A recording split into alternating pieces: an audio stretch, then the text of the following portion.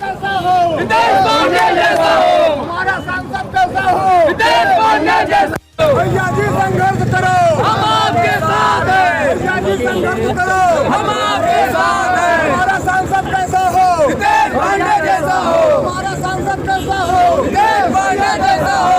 भैया जी संघर्ष करो, हम आपके साथ हैं। हम आपके साथ हैं।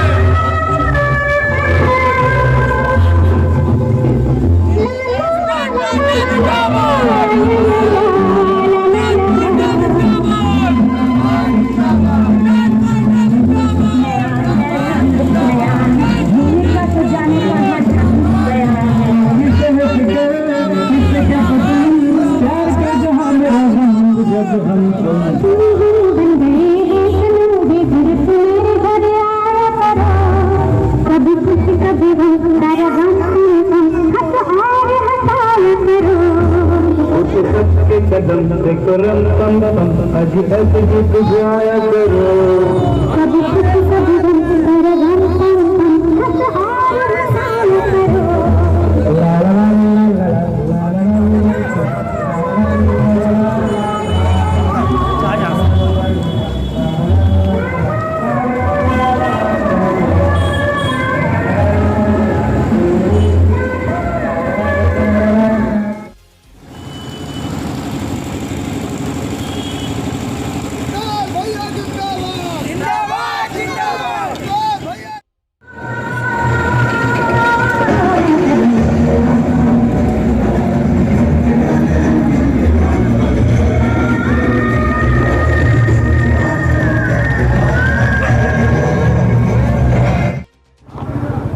आज लंबे समय से आपके इस भ्रमण के कार्यक्रम अंबेडकर नगर में चल रहे हैं, इसका पदयात्रा का उद्देश्य क्या है?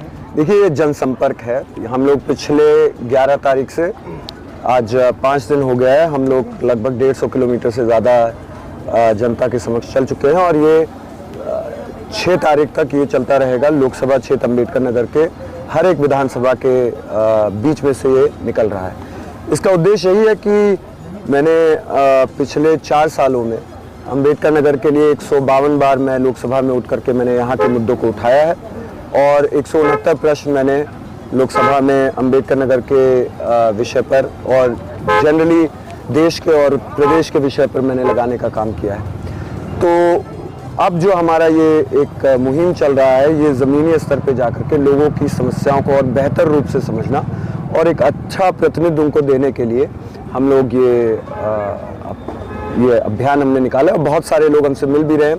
जैसे मुझे मनरेगा मजदूरों का एक प्रतिनिधि मिला है, महिलाओं का खास तौर से। उन्होंने अपनी मजदूरी की दिहाड़ी को लेकर के और जो 213 रुपया है उत्तर प्रदेश में उसको बढ़ाने के लिए, और जो सर्वर्स डाउन रहते हैं उनकी जो हाजिरी लगती है वो समय पे चढ़ नहीं पाती क्योंकि सर्वर डाउन रहता है, जिसकी वजह से उनकी दिन भर की दिहाड़ी चली जाती है। तो अत्यंत गरीब लोगों के ये मुद्दे हैं और जब तक आप रोड पे नहीं उतरेंगे तब तक ये जानकारियाँ आसानी से नहीं मिल पाती है। कैसा समर्थन मिल रहा है? आप जनसंपर्क पदयात्रा के माध्यम से कर रहे हैं, कैसा समर्थन आपको मिल रहा है? समर्थन की बात नहीं है, समर्थन तो आप देख ही रहे हैं, लोग जुड़े हुए हैं, चल रहे हैं।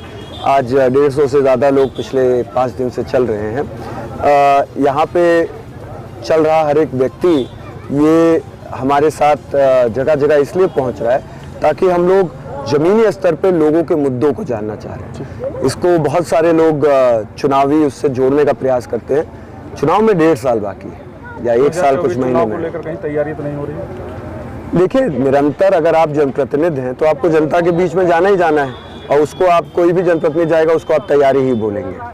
तो इसको आप जिस हिसाब से आप लोगों का चैनल है आप उस हिसाब से ले सकते हैं, लेकिन ये मुख्य जो हमारा उद्देश्य है वो जनता के बीच में जा कर के उनके मेजर इश्यूज़ को समझना। आपने मुझसे इश्यूज़ के बारे में तो पूछा नहीं, इतने दिन से मैं चल रहा हूँ, तो मैंने आपको एक इशू बताया। मुझे जो यहाँ के दिव्यांग लोग थे उन्होंने अपने मुद्दे रखे कि हर एक बिल्डिंग में, सरकारी और प्राइवेट बिल्डिंग्स में, दिव्यांगों को बिल्डिंग को एक्सेस करने के लिए रैंप और जो भी दिव्यांग फ्रेंडली व्यवस्थाएं होती है, इंफ्रास्ट्रक्चर होता है, उसको बनवाने के लिए उन्होंने कहा कि आप मुद्दे उठाइए। लोगों ने नौकरियों के लिए कहा कि जो पेपर लीक हो जाता है, पेपर लीक के ऊपर जो धाराएं लगती है उसको और कठोर करवाने के लिए कोई दूसरा कानून आना चाहिए जो स्पेसिफिक हो पेपर लीक के गिरोह को पूरी तरह से दबाने के लिए, ताकि एक नज़ीर बने कि आगे ये लोग ऐसा ना कर सके, ऐसे बच्चों का भविष्य ना खराब कर सके। ऑब्वियसली हमारा जो है बेरोज़गारी को लेकर के, एम्प्लॉयमेंट को लेकर के बड़े मुद्दे सामने आते हैं। तो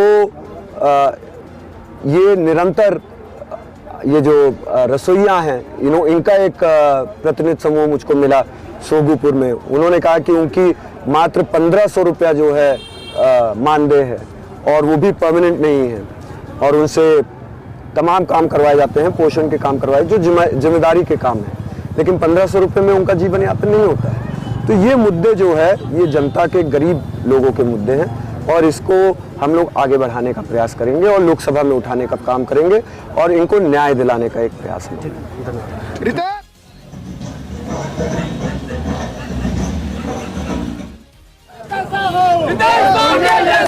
हमारा सांसद कैसा हो, भैया जी संघर्ष करो, हम आपके साथ हैं। भैया जी संघर्ष करो, हम आपके साथ हैं। हमारा सांसद कैसा हो, भांडे जैसा हो, हमारा सांसद कैसा हो, भांडे जैसा हो। भैया जी संघर्ष करो, हम आपके साथ हैं, हम आपके साथ हैं।